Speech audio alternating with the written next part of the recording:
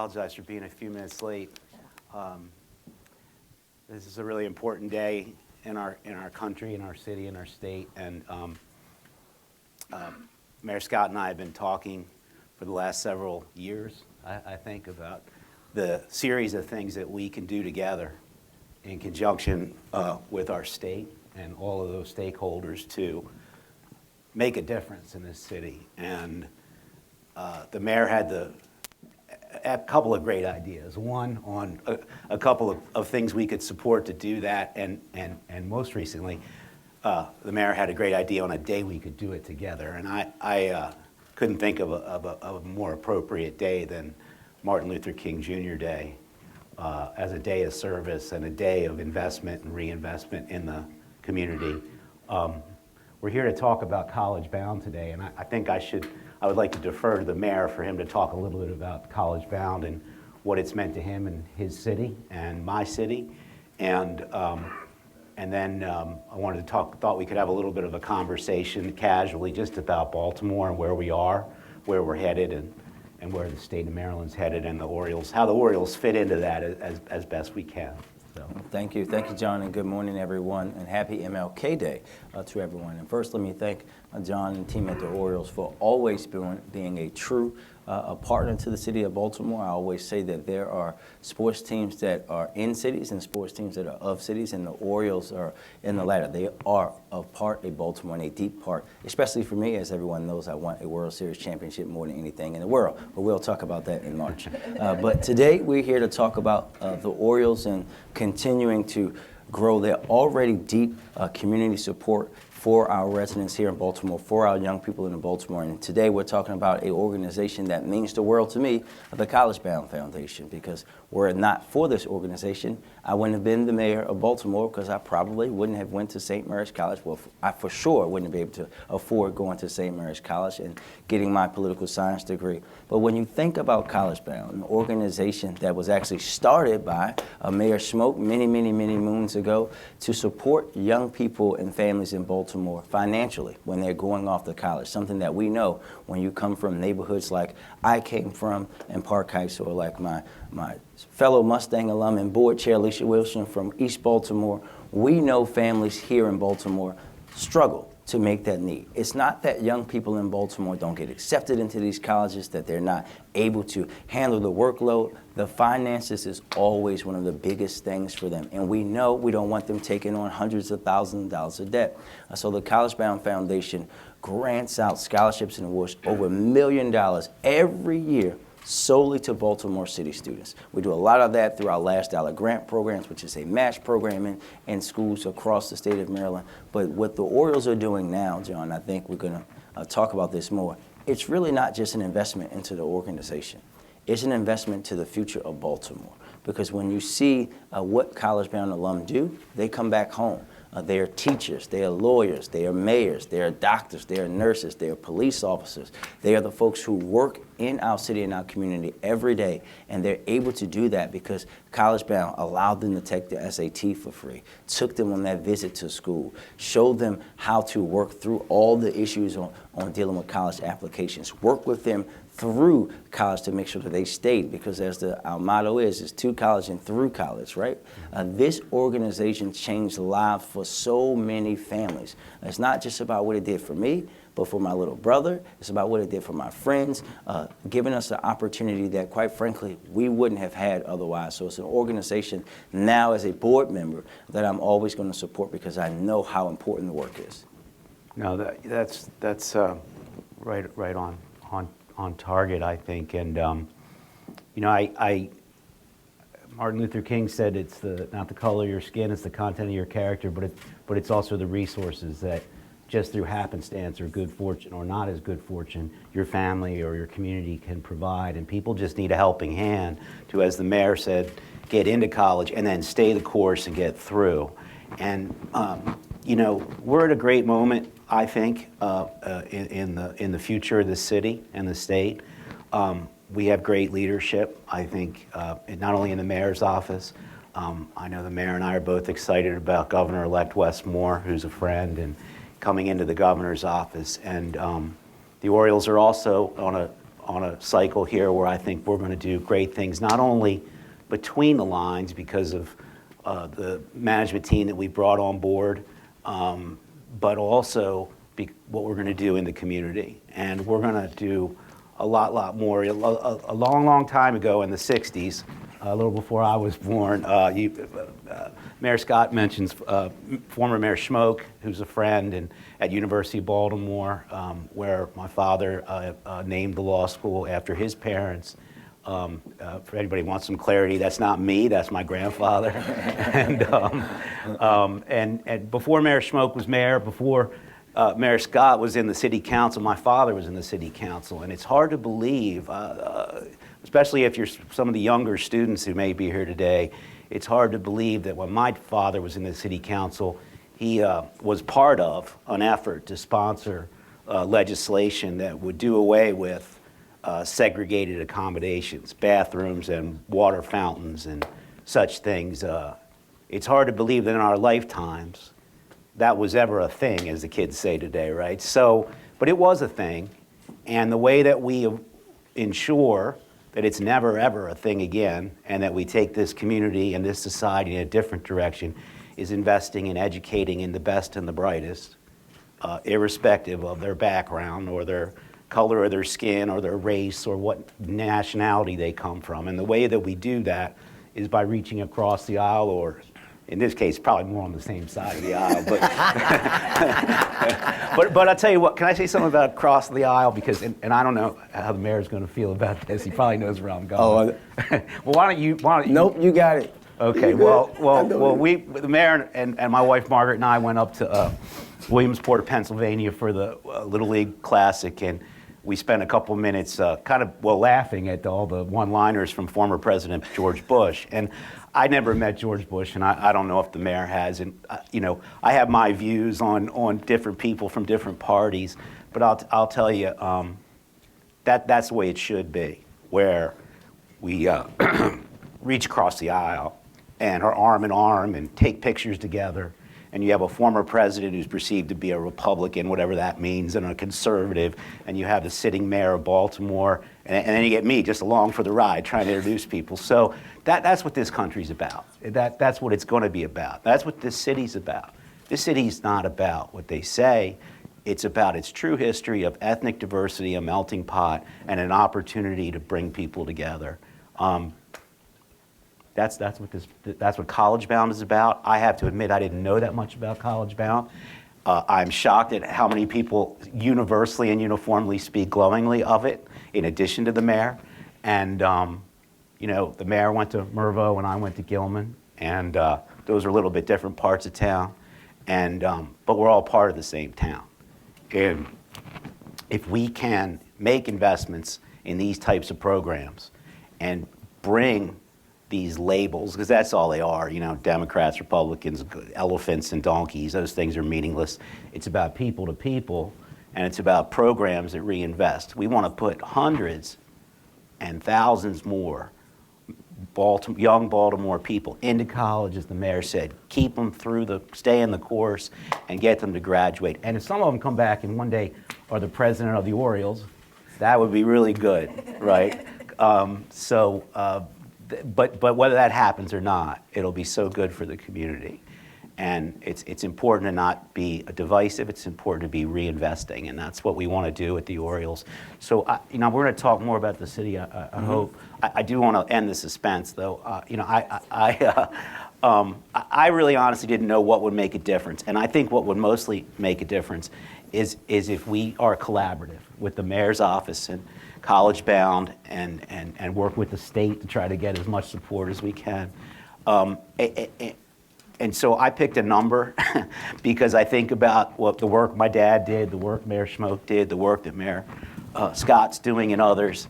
And the Orioles are really honored on Martin Luther King Day to commit $5 million to the CollegeBound group, which we are going to work constructively with the mayor and with everyone involved to pledge that and infuse that over however few or however many years that makes sense to the effort. So if we do that $1 million a year or 200,000, whatever you want to do, we want to do. And I really do appreciate the mayor bringing this to my attention. No, thank you, John. And I think Cassie almost fell out of her chair, so we know the number is spot on. And it's really for me, because when I think about that, I think about those graduations. I think about that young student who might be about to graduate and they're short, and CollegeBound able to help them get over that hump. That person who needs that counselor or that cap inside their high school to show them how to go through the college application process. All of that matters, and this investment that you all are making into the future of Baltimore through CollegeBound would undoubtedly change the course of our city. And I'm going to predict that some of those young people will come back to work for the Orioles in some sort of management role, and we'll be winning the World Series every year, so the Yankees will continue to lose it, which is the best thing that happened. But Here. really want to thank you for that investment. It is truly appreciated, but also, again, shows the deep commitment that you all, your family, the Orioles have for the city of Baltimore. So we are very grateful. Thank you very much. Can I thank you, Mayor, for saying so. Can I just say also that we and we've talked about this a little bit, and this is part of, I think, how we work together to curate a program that's meaningful. We're fortunate at a pro sports team that has so many events, 162 game schedule, 81 home games. We have lots of entry-level jobs and we've worked with the Youth Works program in the past. We want to continue to find and stream kids from this area who need summer jobs, who need opportunity, who need something to add to their resume, and get them on the grounds crew and in the event staff and taking in the box office, with the hope that then as they get into the college ranks and get through the college ranks, we will have a corporate internship program that will allow them to get work and work study as they're getting their education. And then, yes, we would like the pick of those who work the hardest and do the best. But that's not why we do it. And I just think that's inevitable. Someone starts here, someone continues, someone goes to college in the state of Maryland, and they become mayor, or they become president of the Ravens or the Orioles, or what have you. That's a great story, and that's a story we should make happen. No, thank you. And I think, we talked about this a lot, too, about the internships and folks that can grow. I came to City Hall as an intern, and now I'm the CEO. So we know that's how it works. And knowing the young people that we have, not just the ones that we have today, but those who we have in high schools throughout Baltimore, I know they will be chomping at the bit to come and work at the Orioles, even if it's only for a semester or a summer. Yeah. Is there, should we take questions, Mr. Mayor? I'm looking at the boss. Yeah, she said yes, we should. I think they would love that. Okay. Hey, John. Speaking of commitment, where is the ball club now on the long-term lease? So I'm gonna answer your guys' questions as best I can, because I know you got deadlines and you got things to do.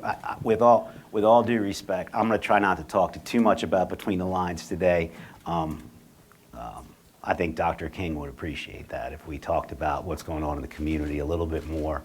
The Orioles are going to be here for the long term. We have been here, and I've said many times publicly, unsolicited, unprompted, we're never going anywhere. And I grew up here. I spent every day of my life living not only in Maryland and not only in Baltimore, but in Baltimore City. I never lived any other jurisdiction in this state other than Baltimore City, and I'm proud of that. So, the Orioles will continue to work with the Stadium Authority and Tom Kelso and the next administration.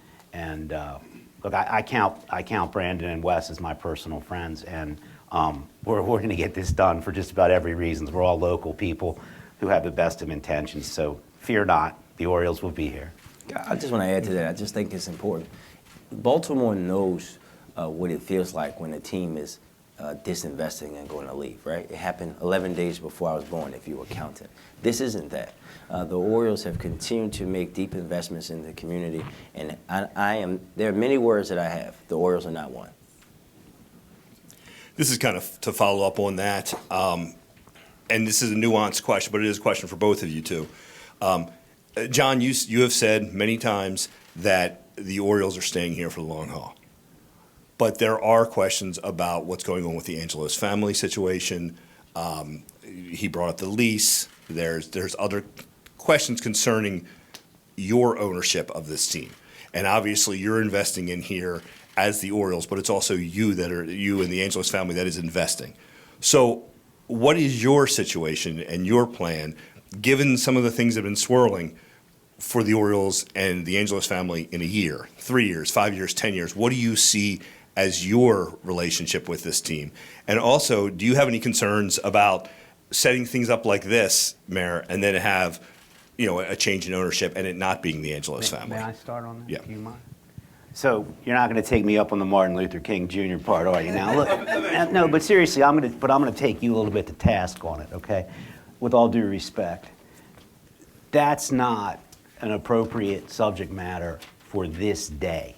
This day is about young people who are attempting, and by the way, I'm going to answer your question, but that's not appropriate. Martin Luther King, I explained earlier a very esteemed professor once presented to a group in Baltimore City that I was a part of, and she said that only next to the state of Mississippi had there been more redlining than there had been in Baltimore City. There's a vicious, virulent amount of racism historically through this country, and part of what we're trying to do here is change that. So it's really not important. It's really not important at all in the grand scheme of things to people that are clear thinking and who mean well and have a perspective to on Martin Luther King Jr. Day, while we're talking about putting kids that don't have a shot in hell of anything because of where they were born through college, to be talking about those kinds of things. So I'm going to object to that question today in this forum before the mayor of Baltimore and all of these people. Do we understand each other? Do you understand my complaint? I'm not asking you. No, wait a second. I want to finish my comment because I'm going to answer your question. You just asked me a question. That's why I was going to comment. But you go ahead. You finish yourself.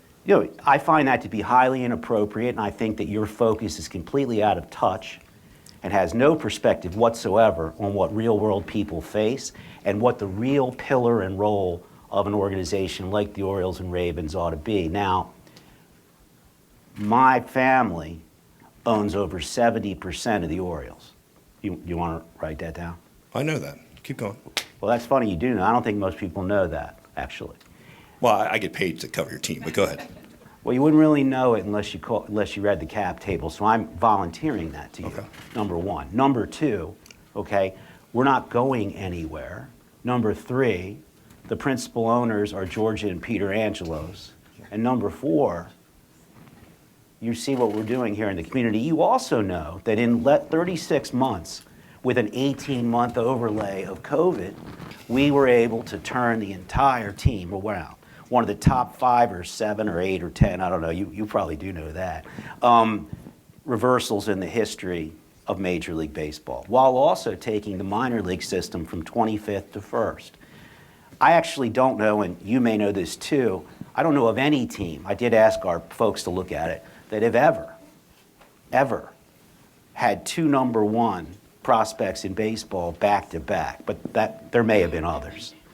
So I just think, are you from here? Yes, I am.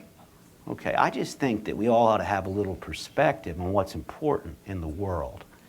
And what's important in the world is what we're talking about, what you're talking about. You can find any garden variety, high value sports team or involvement. You're always going to have some controversy. But I've been very outspoken. I'm very transparent. In fact, I would invite you and all your colleagues next week, not on Martin Luther King Day. You can come back to this building.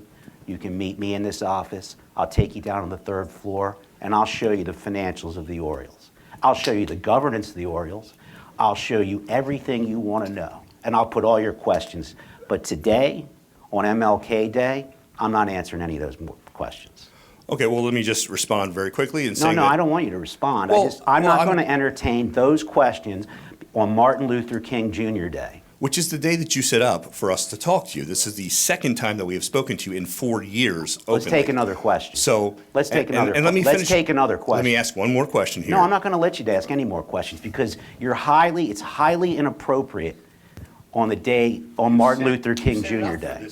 I'm going to actually limit it to just 2 more questions so the mayor can make his next obligation, but please continue. You really get some perspective on life, okay? Really. I count it a privilege that I've been able to be at 2 announcements. I was able to be at the announcement when the law school was named after your grandfather and your grandmother, and on this day when you made such a magnanimous gift to CollegeBound Foundation. I'm just overwhelmed. I almost cried when I heard the number about your really investment and hope for Baltimore. So I'd love to give you the opportunity to talk about why you keep betting on hope in Baltimore and why all of us who could be anywhere and doing anything at this day and at this time should be motivated to just build upon the great hope that I think all of us have in this city and its people. That's a really great question, and I hope we have hope, and I guess I would say what's not to like, right? I mean, I think one of the problems we've had in Baltimore for a long time is we have a hard time with our own elevator speech, right? And this is leadership. This is the most sophisticated business people, political people. Well, so many of us, and I've done this too probably, but I just try to get out of the habit. We start by saying 2 or 3 negative things about the city, and then we say, but we have these things. Well, I think we all know in our business lives and our personal lives, just leave the first 2 or 3 things out. Just start with the but. Even if you have to use the word but Baltimore's great, but Baltimore's wonderful. Now, when people much smarter than I took a chance in the 80s and developed Harbor Place and developed Camden Yards, it's interesting to think the kind of vision, the kind of perspective that those people had.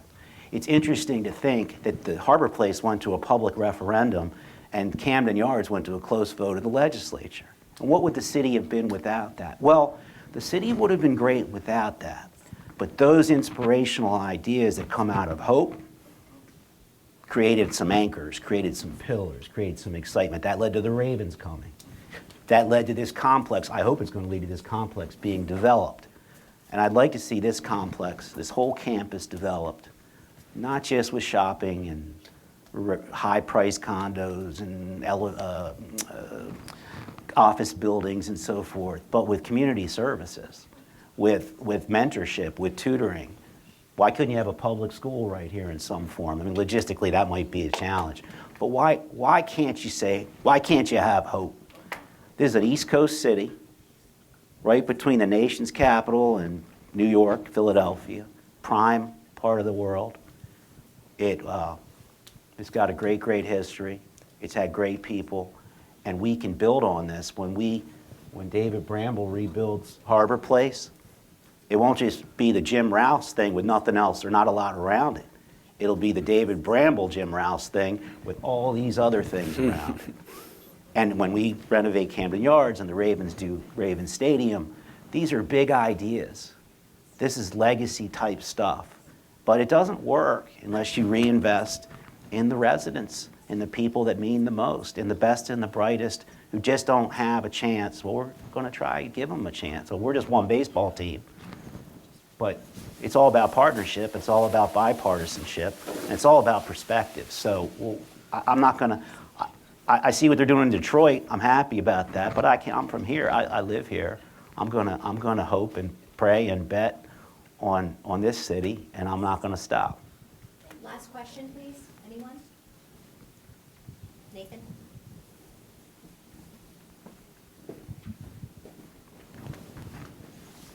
Mayor Scott, how does an investment like this on the Orioles' behalf make you hopeful for the future things you and the team can do in this city? Well, I think this is, as I said before, this is the continuance and growth of an already existing partnership, right? The Orioles already do so much for our young people in the city. They actually help even train our Rec and Park staff to how to do the fields and upkeep. So if you've been playing on a Rec and Parks field and feel like it's been better over the last couple of years, it just shows what's possible. And what's possible, not just as you heard from John, in a one-time thing, but an ongoing thing. This is not them just giving the $5 million, but committing to remaining a YouthWorks partner, committing to building in internships for college students that can ultimately help change the trajectory of neighborhoods and families across the city. So we're very grateful. They have always been a deep partner as long as I've been in City Hall, and that's going on 16 years. And now you're seeing that partnership grow and deepening at a time when we know it's much needed in our city. Thank you very much for attending. I'd like to invite the CollegeBound representatives and Delegate Smith up for a quick photo. Yes.